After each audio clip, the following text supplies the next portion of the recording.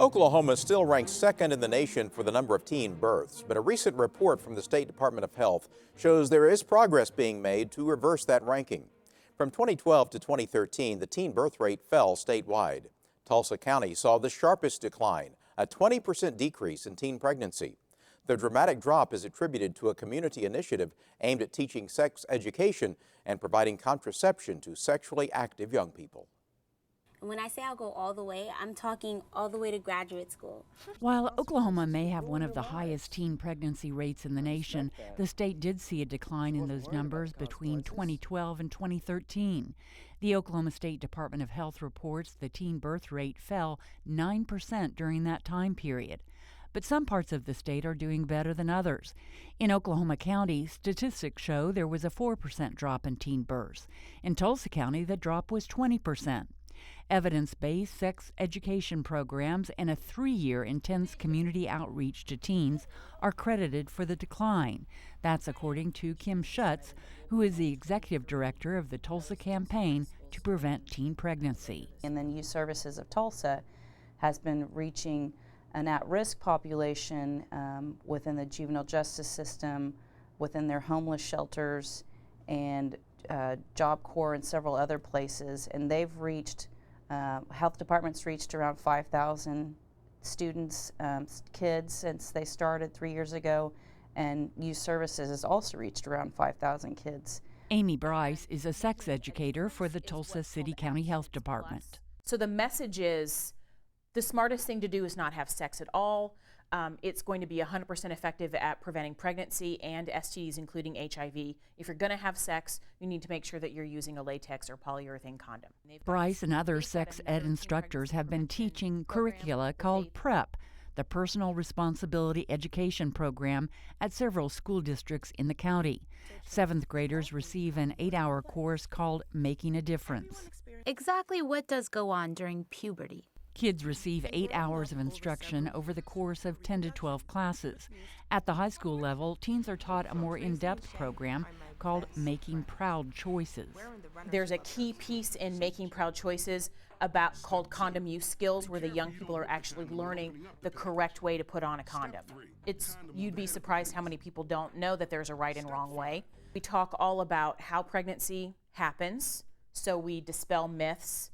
We cover all the facts. We talk about STDs, which ones they need to worry about. There's 8 that we cover in our class. How you get STDs, how they're prevented. We talk all about HIV. And while abstaining from sex is emphasized, it is not the only birth control talked about, because research shows 51% of Oklahoma teens admit to being sexually active. These are not programs which promote just say no and be abstinent because for a religious reason or because you're not married. Those programs have been shown not to have much effect. Up until last year, the largest school district in the county, Tulsa Public Schools, did not teach sex education. A pilot program was launched there in the 2013-2014 school year at a select number of schools. We saw some really good results, so now Tulsa Public Schools has invited us in to see every 7th grader and every 9th grader in the district.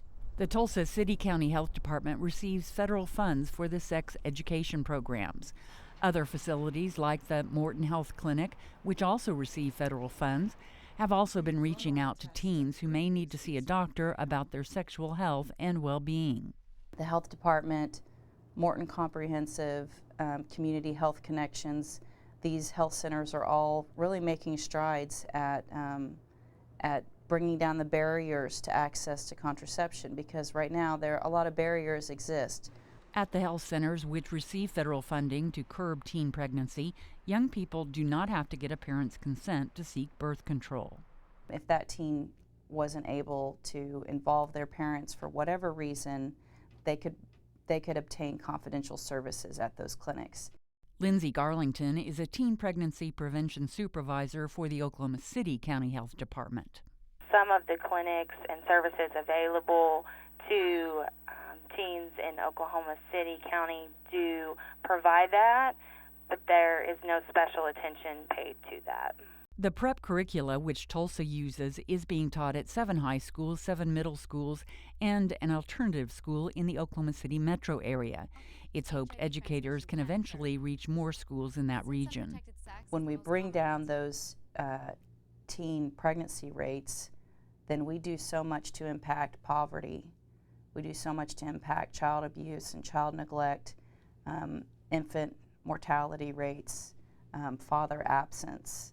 There are so many things that we can positively impact if we can just lower our teen pregnancy rate. Kim Schutt says members of the Tulsa Campaign to Prevent Teen Pregnancy will be meeting next month with the Oklahoma County Health Department to analyze best practices for the greatest results when trying to curb Oklahoma's high rate of teen births.